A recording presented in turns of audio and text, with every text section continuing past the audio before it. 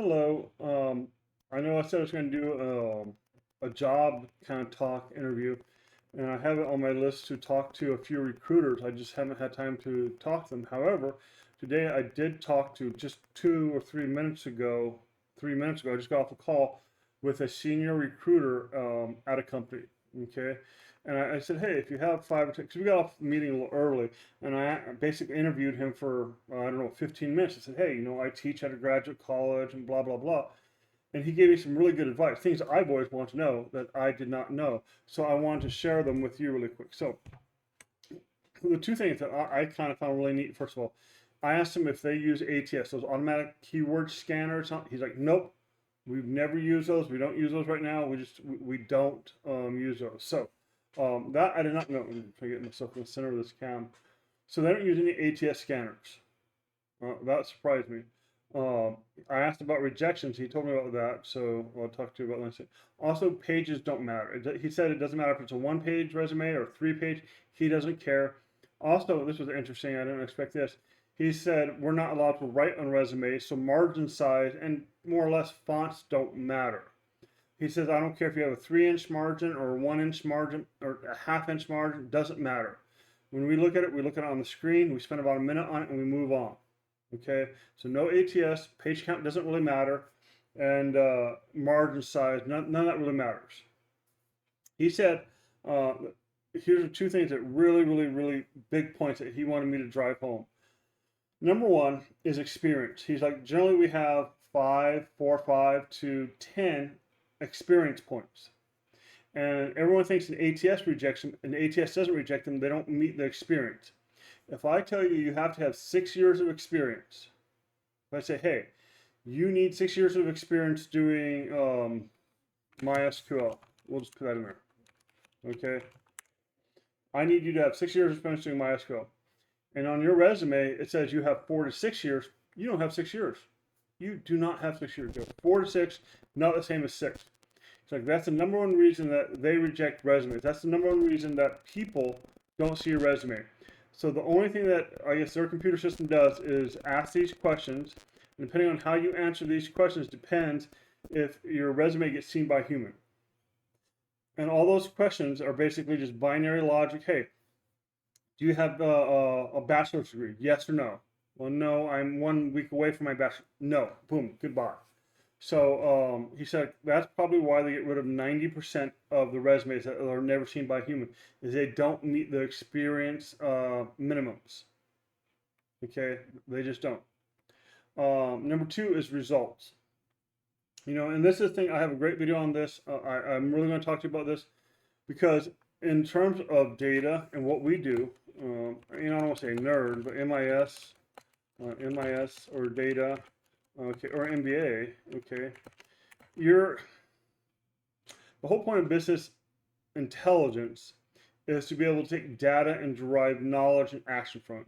This class is a little bit different because we don't really focus on it, but still at the same point, you have to be able to take data, come up with standard measurements and measure it and say, hey, this is a foot.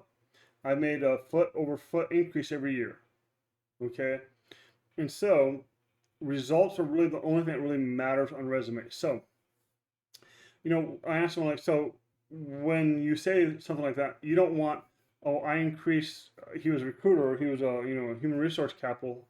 You don't want something like, oh, I increased hiring at 13%. That is not a result. That tells me nothing. If he sees that, he's going to throw it away. He does not like fluff. He doesn't like these, oh, I made $6 million in sales. Useless number. Does not help. What we want are measurable, actionable results. I was able to increase recruiting and save, X amount of money in the first 6 months by implementing this. I think they call it XYZ. I think Google XYZ, or there's some way to do this. I saved the company $5 million by doing Y in this time frame. You want to have the SMART goals. Very similar. When you put things on your resume, doesn't matter if it's 3 pages or 1 page. It doesn't matter if it's from an internship or from a real job. None of that matters, he says. He wants to see basically measurable, tangible results. He's like, that's all recruiters care about. He's like, don't fool yourself, even for the most technical job, resume is a sales tool. A resume is for you to sell me on you. And the way you sell it is by measurable, tangible things. You know, we think about miles per gallon. Hey, look at this new Ford Explorer. It gets 10 miles a gallon better. So now you know it's miles per gallon. You have something measurable. It gets 10 miles per gallon better than the last one. Look at this Ford Explorer. It has four-wheel drive and better braking. Look at this Chevy Tahoe. It's $10,000 cheaper than last year's model. It's $10,000 cheaper than Ford Explorer. You don't want to just say it's better. That doesn't really help. You want to make sure that anything on your resume is very measurable and very results driven, you know, on a timetable and why it's important. So I just want to get that out there. I'll still contact a couple recruiters. I got that on my schedule later this week, and I think I'll start next week. I have about 10 questions to ask recruiters. But if you're looking for a job or you're looking to change a job, remember, at least in this company, ATS doesn't matter, page size doesn't matter, margins, none of that matters. You have to have the minimum experience. Even if you don't have 100% of the minimum experience, if you have 10 things and you meet 6 of the 10, they might look at your resume.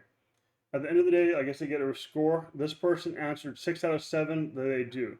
This person answered 5 out of 7, they do. This person answered 7 out of 7, they do. So I guess what they do is they take all the people that have 100% experience or whatever, 100% of those questions, and they look at their resumes first.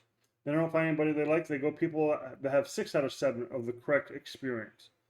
Okay, so, you know, make sure that when you look at the experience that you can meet most of those things or exceed most of those things. Again, when you do your resume for like your, you know, your description of what you did at that job, make sure the result and measurable and tangible results. Nobody cares if you cut costs by 12%. You know, maybe the business went out of business, and that's a natural thing of going out of business, is by cutting costs 10%.